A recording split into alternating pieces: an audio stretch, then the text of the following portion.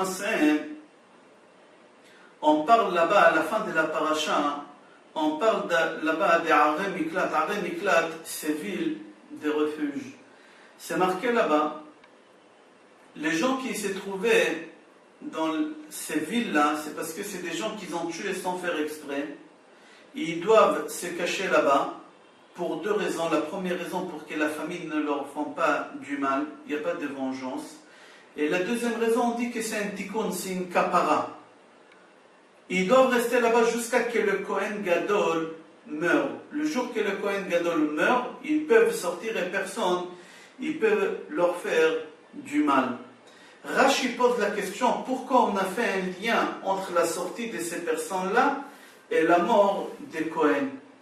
Rashi répond pour la simple raison que le Kohen Gadol, il n'a pas fait sa prière comme il faut. Il faut savoir que le Kohen Gadol, le jour des Kippour, au moment qu'il rentre dans le Kodesh HaKodashim, dans les saints des saints, alors il fait une prière pour le clan d'Israël, pour tout le Ham Israël. Et dans sa prière, le Kohen Gadol demande à Akadosh Baruch Hu qu'il n'y a pas des accidents, il n'y a pas des malheurs, il n'y a pas des mauvaises choses qui vont arriver au long de l'année dans la communauté. Et puisqu'il y a un accident qui est arrivé, c'est-à-dire que c'est lui qui est responsable. Alors, puisque c'est lui qui est responsable, c'est pour ça qu'on fait un lien entre lui et l'autre. Dans la paracha, on voit aussi que la maman de Kohen Gadol, c'est marqué Mavia, Mashke, Ksutu Ma'achal. C'est quoi Ksutu Ma'achal? Elle ramène dans ses villes de refuge à ses assassins un habit avec de la nourriture. Chaque vendredi. Pourquoi? Pour qu'ils ne prient pas, que leur fils meure. Parce que comme leur sortie, elle dépend de la mort de Kohen Gadol, alors les gens qui se trouvent dans la ville de refuge toute la journée prient que le Kohen Gadol meure pour qu'ils puissent être libres et rentrer chez eux. Alors la maman, qu'est-ce qu'elle fait? Tous les vendredis, elle vient et leur donne un morceau de poisson avec un habit, ça les calme pour qu'ils ne prient pas. Alors la Gemara, elle pose la question dans Makot Pajud Aleph. Quoi? Pour un morceau de viande et pour un morceau d'habit, on arrive à les convaincre à ne pas prier? Ça, c'est une question. La deuxième question que la Gemara demande, quoi? Tout celui qui prie que le Kohen Gadol meurt, c'est-à-dire tout celui qui maudit le Kohen Gadol, sa malédiction, elle arrive à tel point que la maman, elle a peur? La réponse est, d'abord, sur la première question, que en vrai, la maman, quand elle leur donne un habit et de la nourriture, c'est pas pour qu'ils arrêtent de prier. C'est évident qu'ils vont pas arrêter de prier. Chez eux à la maison, ils mangeront beaucoup mieux. Chez eux à la maison, ils vont être habillés beaucoup mieux. Mais seulement la prière, elle sera différente. Si la maman ne leur donne rien du tout, alors ces personnes, ils vont prier du fond du cœur. Et au moment qu'une prière, elle sort du fond du cœur, c'est impossible qu'elle ne se réalise pas. Impossible. La maman, qu'est-ce qu'elle fait? Elle vient, elle leur donne un peu à manger, à boire, des habits. C'est pour que leur prière, elle ne sorte pas du fond du cœur. Comme même ils ont un petit sous-table, comme on dit en français. La maman, elle les rachète un peu pour que la prière, elle ne soit pas du fond du cœur. Maintenant, concernant qu'est-ce qu'on dit, est-ce que chaque personne qui maudit le Kohen Gadol, ça va fonctionner? La Gemara dit non, fais attention. C'est pas marqué ici qu'ils vont maudire, c'est marqué qu'ils vont prier. Oui. Une prière, elle fonctionne dans tous les cas. Même si dans la prière, on demande du mal à quelqu'un d'autre, ça peut fonctionner. D'ici, on apprend la force de la prière. C'est extraordinaire. On peut tuer un Kohen Gadol avec la force de la prière. Il y a une Gemara dans Brachot qu'elle raconte que Rabbi Meir Baal Hanes, dans son immeuble, il avait des voyous. Et Rabbi Meir Baal Hanes, il priait chaque fois que ces voyous meurent. Un jour, sa femme Brouri a dit à son mari, c'est marqué que les péchés ils vont s'arrêter. C'est pas marqué que les pécheurs ils vont s'arrêter. Alors prie qu'ils fassent tchouva, comme ça il n'y a plus de péchés, et comme ça il n'y a pas de pécheurs. Il lui a dit, tu as raison. Et il a prié, et la Gemara dit que ces gens-là, ils ont fait tchouva. Alors on pose la question, le libre arbitre, c'est quelque chose de très important dans notre religion. Dans le judaïsme, on est obligé de croire au libre arbitre. C'est important. Celui qui veut être religieux, il est libre d'être religieux. Celui qui ne veut pas être religieux, il est libre de ne pas être religieux. Alors, comment c'est possible qu'avec une prière, on peut enlever ce libre arbitre-là et obliger la personne d'être religieux? Et où le libre arbitre? Alors on dit oui, avec une prière, on peut annuler le libre arbitre. Tellement la prière, elle est forte, que même le libre arbitre, que c'est quelque chose de très important dans le judaïsme, on peut l'éliminer. Dans le prophète, on raconte qu'Akadosh Baruch Hu, il a ordonné à Yeshayahu ben Amoz d'aller voir Chizkiya Melech et lui dire qu'il prépare son testament, qu'il va mourir et qu'il ne vivra pas. On pose la question, qu'est-ce que c'est qu'il va mourir et qu'il ne vivra pas? Celui qui meurt ne vit pas, qui va mourir. Là-bas, la Gemara dit qu'il mourra et qu'il ne vivra pas, qu'il mourra de ce monde-là et il ne vivra pas dans le monde futur. Chizkiya Melech, il dit au prophète Yeshayahu ben Amoz, pourquoi? Il lui a dit pour la simple raison parce que tu t'es jamais marié.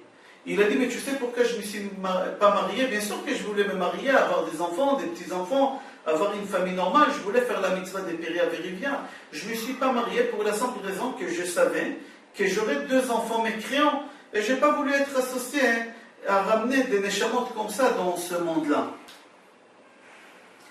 Il lui a dit, regarde, il ne fallait pas rentrer dans les détails dans les comptes que les enfants ils vont être comme ci et comme ça. Toi, il fallait que tu fasses ton devoir à faire la mitzvah des Péria Vérivia, avoir des enfants, et après il fallait laisser les choses entre les mains de Hachem. Alors prépare-toi, tu vas mourir.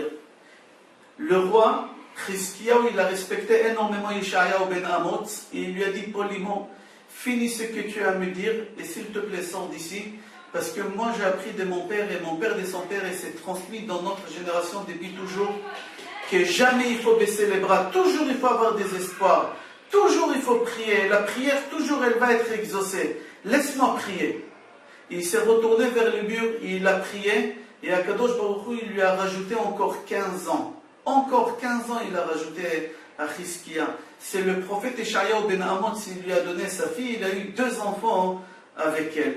On voit que la prière, elle a une force aussi d'annuler un décret. Il faut savoir qu'en général, on ne peut pas annuler un décret. On ne va pas rentrer maintenant dans le détail de l'histoire de Yeshayahu ben Amoz, qu'il n'a pas voulu donner sa fille, ou de Chizkiyahu Melech, que ses enfants, après ils étaient mécréants. Son fils Ménaché, il a fait rentrer un statut au Beth Amikdash. Son fils Ménaché, il a tué son grand-père. Il a tué Yeshayahu ben Amoz. Il a pris une scie, son grand-père, il est rentré dans un tronc d'arbre, et il a coupé l'arbre, et en même temps, il lui a coupé de sa bouche. On ne va pas rentrer dans ça. Qu'est-ce que je veux enseigner de cette histoire? Que même un décret, qu'on ne peut pas l'annuler, avec une prière, on peut annuler un décret. Toutes les choses que je viens de citer jusqu'à maintenant, on voit la force de la prière. Venez, on va voir la force des larmes. Qu'est-ce que les larmes peuvent faire? Les larmes, ils peuvent faire la résurrection des morts.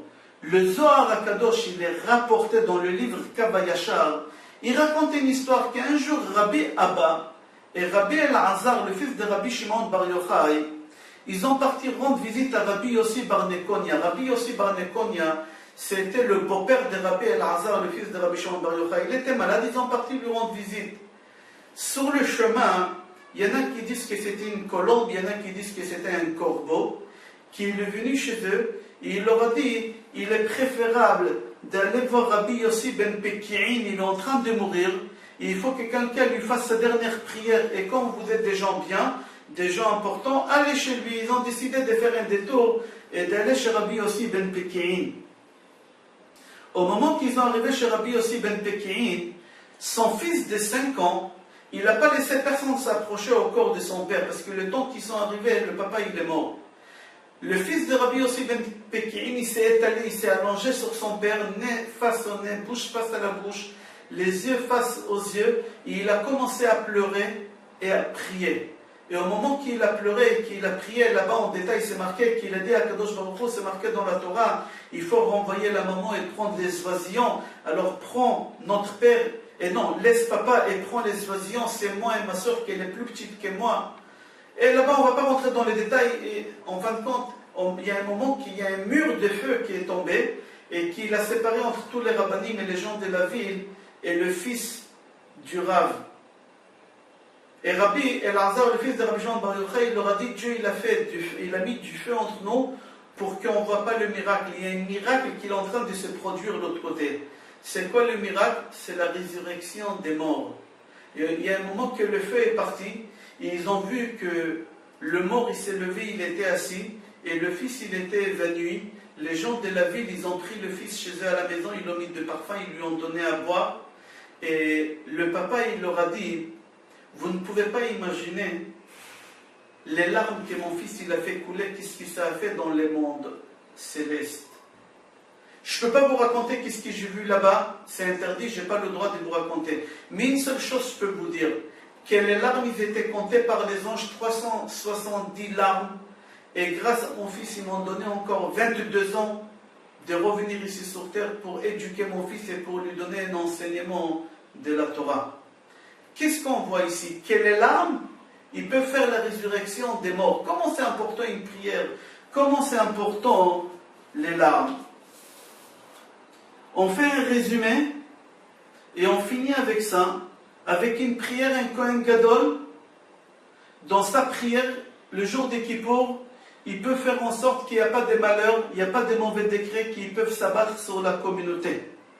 Un assassin, avec sa prière, il peut tuer le Kohen Gadol.